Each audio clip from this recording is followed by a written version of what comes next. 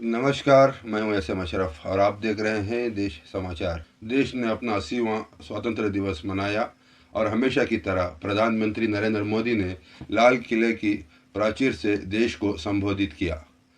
भाषण में विकसित भारत 2047 का सपना था, आत्मनिर्भर भारत की बात थी, युवाओं के लिए नई घोषणाएं थी, defence, energy, semiconductor, nuclear power और टेक्नोलॉजी की बात थी। लेकिन इसी भाषण में कुछ ऐसी बातें भी थी जिन पर राजनीतिक सवाल उठे। प्रधानमंत्री ने क्या कहा? क्या बातें वास्तव में बड़ी उपलब्धियां हैं? कहां प्रधानमंत्री से ऐसी राजनीतिक या तथ्यात्मक गलतियां हुई जिन पर सवाल उठना जरूरी है। पहला सवाल, लाल किले से भाषण कितना राष्ट्रीय और कितना राजनीतिक था? स्वतंत्रता दिवस का प्रधानमंत्री का भाषण सामान्य राजनीतिक भाषण से अलग माना जाता है, क्योंकि लाल किले से प्रधानमंत्री सिर्फ अपनी पार्टी के नेता के तौर पर नहीं बल्कि देश के प्रधानमंत्री के तौर पर बोलते हैं। इसलिए उम्मीद होती है कि भाषण में पूरे देश की तस्वीर दिखाई देगी। लेकिन इस बार प्रधानमंत्री ने अपने भाषण में उन लोगों पर भी निशाना साधा जो सरकार की नीतियों का विरोध करते हैं। उन्होंने ऐसे लोगों के बारे में चेतावनी दी कि जिन्हें उन्होंने दिमागी नक्सल कहा। प्रधानमंत्री ने कहा कि हथियार उठाने वाले नक्सलवाद के खिलाफ बड़ी सफलता मिली है, लेकिन अब देश को ऐसे लोगों से सावधान रहना होगा जिन्हें उन्होंने दिमागी नक्सल कहा। सरकार का तर्क हो सकता है कि हिंसक विचारधारा का समर्थन करने वाले लोगों से देश की सुरक्षा को खतरा हो सकता है, लेकिन समस्या यह है कि इस शब्द की सीमा क्या है? कौन तय करेगा कि कौन दिमागी नक्सल है? क्या सरकार की आलोचना करने वाला व्यक्ति है? क्या कोई पत्रकार हो सकता है? क्या कोई छात्र, कोई सामाजिक कार्यकर्ता या कोई ऐसा बुद्धिजीवी जो सरकार की किसी नीति से असहमत है? कांग्रेस नेता जयराम रमेश ने इस बयान को लेकर प्रधानमंत्री पर हमला किया और इसे राजनीतिक डिस्परेशन से जोड़ा। विपक्ष का आरोप है कि ऐसे लेबल डिसेंट यानी असहमति को दबाने के लिए इस्तेमाल हो सकते हैं। यहाँ प्रधानमंत्री से मेरी नज़र में सबसे बड़ी राजनीतिक गलती ये थी कि एक राष्ट्रीय मंच पर ऐसे शब्द का इस्तेमाल करते समय इसकी स्पष्ट परिभाषा नहीं की गई। प्रधानमंत्री किसी खास हिंसक या देश विरोधी गतिविधि की बात कर रहे थे तो उसका स्पष्ट उदाहरण और कानूनी आधार बताया जाना चाहिए था, वरना आलोचक यही कहेंगे कि सरकार असहमति और उग्रवाद के बीच की सीमा को धुंधला कर रही है। दूसरा सवाल, युवाओं के लिए घोषणाएं अच्छी, लेकिन सवाल पुराना है। इस बार प्रधानमंत्री ने युवाओं को लेकर कई महत्वपूर्ण घोषणाएं की। Free online exam coaching, AI training, युवाओं को टेक्नोलॉजी से जोड़ने की योजनाएं और रोजगार तथा स्किल पर जोर। ये घोषणाएं सुनने में निश्चित तौर पर अच्छी हैं, लेकिन यहाँ एक सीधा सवाल है, क्या भारत के युवाओं को सिर्फ कोचिंग और एआई ट्रेनिंग चाहिए या उन्हें स्थायी रोजगार भी चाहिए? आज प्रतियोगी परीक्षाओं में लाखों युवा बैठते हैं, एक जॉब के लिए हजारों उम्मीदवार होते हैं। पेपर लीक और एग्जामिनेशन सिस्टम को लेकर युवाओं में नाराजगी भी सामने आती रही है। इसी पृष्ठभूमि में प्रधानमंत्री की फ्री कोचिंग की घोषणा महत्वपूर्ण है, लेकिन अगर परीक्षा प्रणाली में ही भरोसा नहीं रहेगा तो कोचिंग कितनी समस्या हल करेगी? युवाओं को कोचिंग के साथ चाहिए नौकरी, पारदर्शी परीक्षा, समय पर भर्ती और सुरक्षित करियर। इसी पृष्ठभूमि में प्रधानमंत्री की फ्री कोचिंग की घोषणा महत्वपूर्ण है, लेकिन अगर परीक्षा प्रणाली में ही भरोसा नहीं रहेगा तो कोचिंग कितनी समस्या हल करेगी? युवाओं को कोचिंग के साथ चाहिए नौकरी, पारदर्शी परीक्षा, समय पर भर्ती और सुरक्षित कैरियर। इसीलिए प्रधानमंत्री की घोषणा अच्छी है, लेकिन इसकी सफलता इस बात पर निर्भर करेगी कि ये ज़मीन पर कब और कितनी प्रभावी तरीके से लागू होती है। तीसरा सवाल, पुराने वादों और नई घोषणाओं का हिसाब। विपक्ष की सबसे बड़ी आलोचना यही रही कि सरकार को सिर्फ नई घोषणाएं नहीं करनी चाहिए बल्कि पुराने वादों का भी हिसाब देना चाहिए। महाराष्ट्र कांग्रेस अध्यक्ष हर्षवर्धन सपकाल ने भाषण को सब्सटेंस की कमी वाला बताया और कहा कि सरकार को पिछले वर्षों के वादों और उनके इम्प्लीमेंट का अकाउंट देना चाहिए। अब यहाँ एक पत्रकार के तौर पर सवाल पूछना ज़रूरी है। जब प्रधानमंत्री 2047 की बात करते हैं तो देश ये भी पूछ सकता है 2026 तक जो लक्ष्य तय किए गए थे उनका क्या हुआ? कितने रोजगार बने? किसानों की आय कितनी बढ़ी? महंगाई पर कितना नियंत्रण हुआ? मिडिल क्लास पर टैक्स और खर्च का बोझ कितना कम हुआ? युवाओं के लिए सरकारी वैकेंसीज कितनी बढ़ी? और जिन योजनाओं की घोषणा पहले हुई थी उनका एक्चुअल आउटकम क्या रहा? यही अकाउंटेबिलिटी लोकतंत्र की ताकत है। चौथा मुद्दा, प्रधानमंत्री ने अपने भाषण में भारत की पुरानी आर्थिक स्थिति का जिक्र करते हुए फ्राजिल 5 शब्द का इस्तेमाल किया। ये शब्द 2013 में मॉर्गन स्टैनले ने भारत सहित कुछ एमर्जिंग इकोनॉमीज के लिए इस्तेमाल किया था।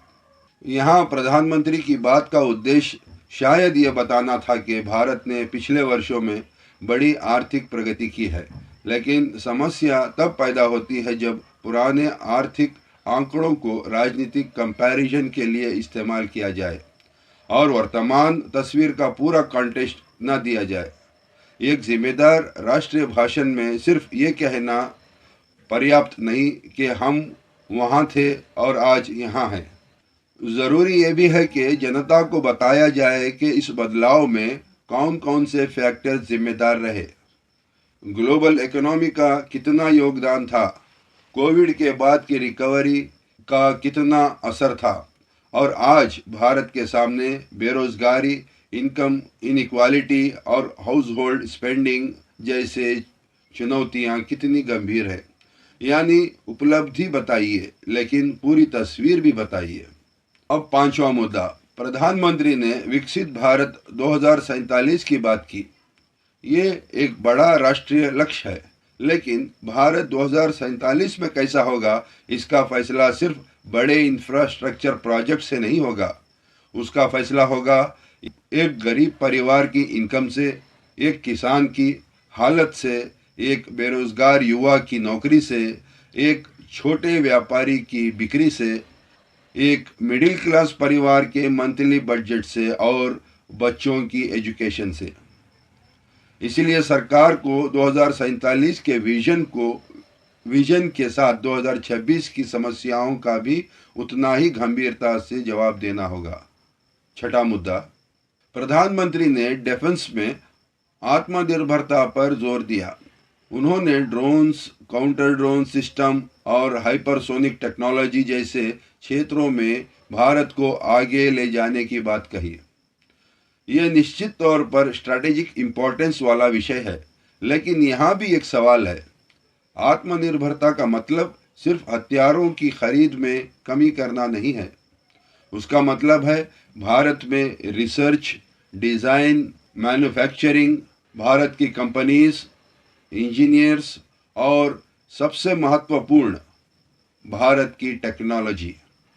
अगर हम सिर्फ असेंबली करें और क्रिटिकल टेक्नोलॉजी के लिए दूसरे देशों पर निर्भर रहें तो आत्मनिर्भरता अधूरी रहेगी। इसलिए प्रधानमंत्री की दिशा सही हो सकती है, लेकिन अब असली परीक्षा इम्प्लीमेंटेशन की है।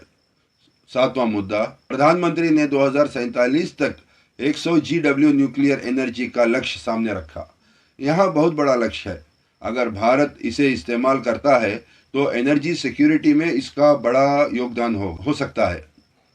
लेकिन न्यूक्लियर एनर्जी के साथ safety, financing, technology, waste management और लोकल कम्युनिटीज़ की चिंताएं भी जुड़ी होती हैं। इसलिए जनता को सिर्फ टारगेट नहीं चाहिए, जनता ये भी जानना चाहेगी इस लक्ष्य को हासिल करने का रोड मैप क्या है। कितने रिएक्टर्स, कितना इन्वेस्टमेंट, कितने साल और सेफ्टी स्टैंडर्ड्स क्या होंगे? यही सवाल एक लोकतांत्रिक डिबेट्स का हिस्सा होना चाहिए। आठवां और सबसे दिलचस्प सवाल, क्या प्रधानमंत्री का भाषण थोड़ा रक्षात्मक लगा? विपक्ष के कुछ नेताओं ने प्रधानमंत्री के स्पीच डिलीवरी और टोन पर भी सवाल उठाए।